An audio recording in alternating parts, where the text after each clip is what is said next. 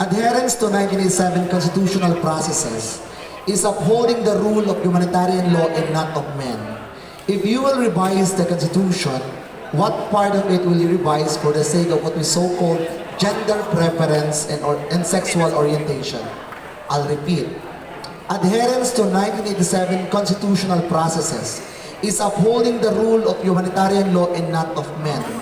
If you will revise the Constitution, what part of it will you revise for the sake of what we so-called gender preference and sexual orientation? Okay. Wow, that's a hard question since I'm not so familiar with the Constitution, to be honest.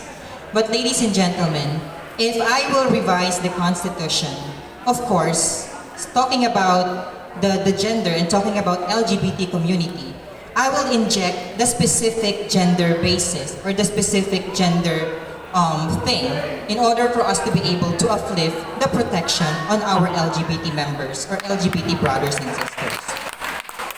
Why?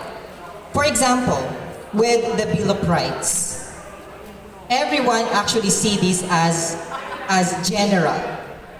And that's the main reason why people tend to somehow separate the LGBT people or LGBT community. If we will going to at least put a specific section for LGBT members or LGBT brothers and sisters, adherence for the protection of these people, one thing is for sure, we can make this world better for all LGBT members. Values. Why?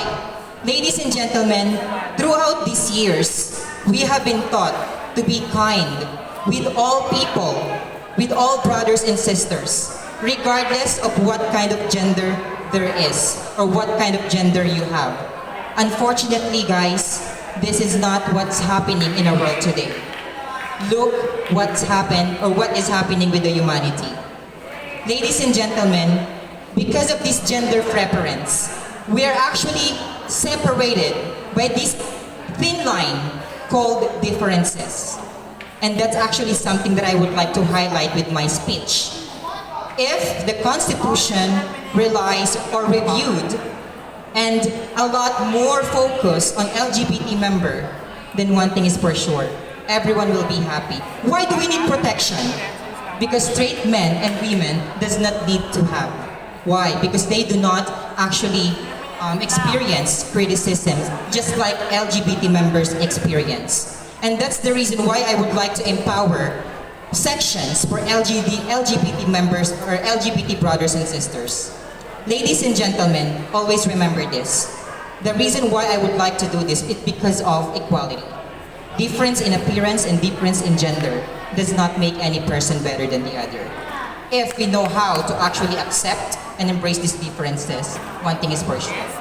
Constitution-wise, Philippine rule, we can make it better. Thank you.